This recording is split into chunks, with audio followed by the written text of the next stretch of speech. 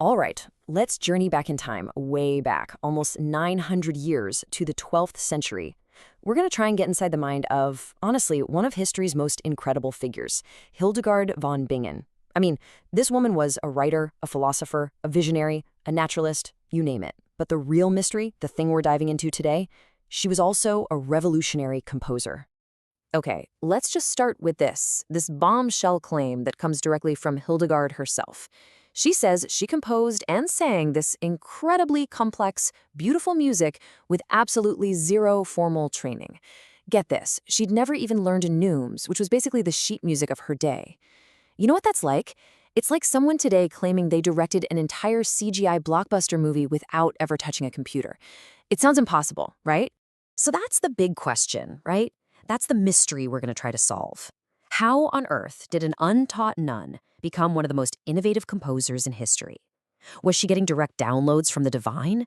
Was she secretly a musical genius studying on the side? Or is there something else going on?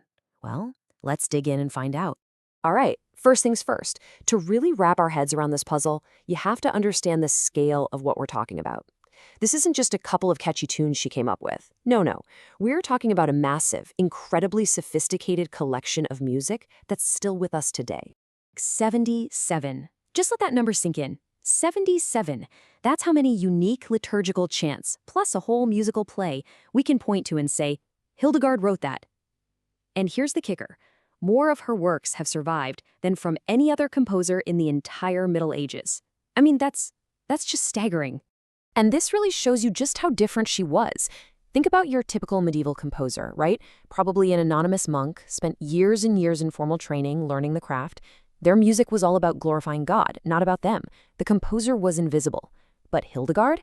She comes along and says, my music comes straight from God. Her work wasn't anonymous at all. It was hers. And she claimed to have zero training. She was a total and complete outlier. So the question remains, if she wasn't trained, where did all this incredible music come from? Well, to get Hildegard, you've got to get her worldview.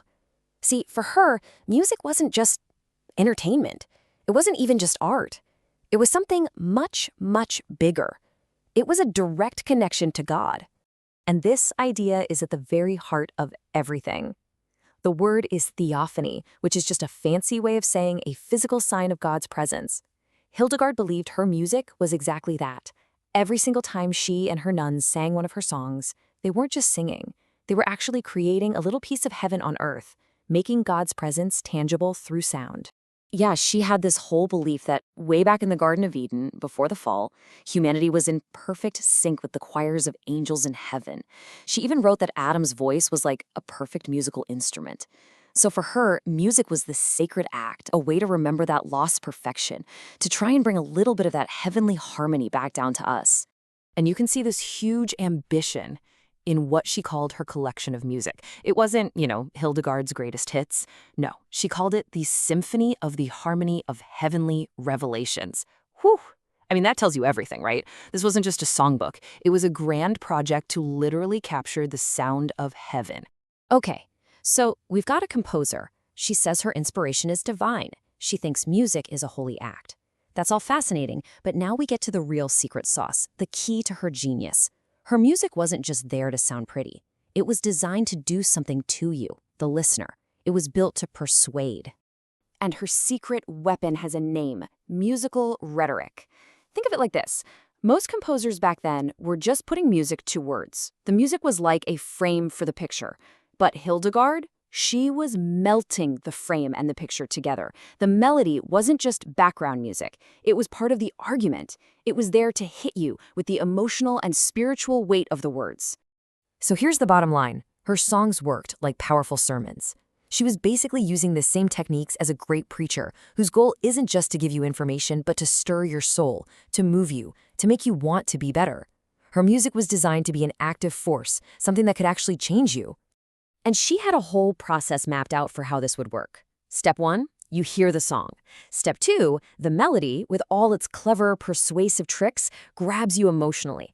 And step 3, that emotional jolt is what wakes you up to the real spiritual message in the words. So, like if a song is about divine light, a soaring, beautiful melody makes you feel awe. And that feeling of awe makes you receptive to what the lyrics are actually saying. It's designed to take you from just listening to actually experiencing. But how did she actually do it? I mean, how do you bake persuasion into music notes? Well, let's get into the nuts and bolts. We're going to break down her specific techniques.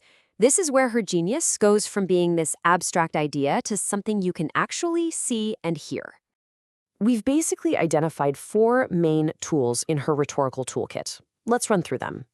You can think of these as the fundamental building blocks she used to construct her powerful sonic theology. First up, there's what we'll call the sacred ascent. It's so simple but so effective. Whenever she gets to a really important word in the text, a big theological concept like light or heaven or eternity, the melody literally rises. It climbs up, often hitting the highest note right on that word. It makes you feel the word lifting up. You feel its importance. Next, she uses something called the melodic leap. Okay, picture this. You're listening to this smooth, flowing melody. And then, bam! A sudden, huge jump in pitch. It's totally unexpected. It's not random. It's a calculated shock to the system. It's like a musical exclamation point, designed to snap your attention right to a specific, crucial word. Then there's her use of melisma. This is where she takes one single syllable of a word and just stretches it out over a whole bunch of different notes. You know who a pop star like Mariah Carey will do this incredible long vocal run on just one word to give it all this emotion? Hildegard was doing that 800 years earlier, but for spiritual reasons. It's her musical way of putting a word in flashing lights, telling you, hey, pay attention to this one. This one's important. And finally, we have maybe her most brilliant tool. The musical subtext. This is super sophisticated. She would create a specific little melody, a musical phrase, and attach it to a big idea, like divine love. Then, later on in the song, when she's singing about a different but related idea, she'll bring that same little melody back. It's like a musical Easter egg that connects ideas together. It creates this whole hidden layer of meaning that you feel and understand, even if you're not consciously thinking about it.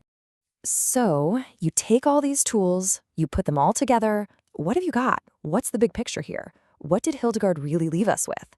It's so much more than just a bunch of beautiful songs. What she did was revolutionary. She basically transformed liturgical chant from something that was just a container for words into a powerful, sophisticated form of, well, sonic theology. It wasn't just music about God. It was theology turned into sound. And really, that's the main takeaway. It doesn't matter if you think her gift came from God or from an incredible innate understanding of psychology and music. Her true innovation, her genius, was making the text and the music completely inseparable. The words gave you the idea, sure, but the music made you feel the truth of it in your bones. And that really leaves us with something to think about, doesn't it? Back in the 12th century, Hildegard figured out how to use music to move people, to connect them with something bigger than themselves. So it makes you wonder, almost 1,000 years later, in our world that's just drowning in music and media, what moves us today and why?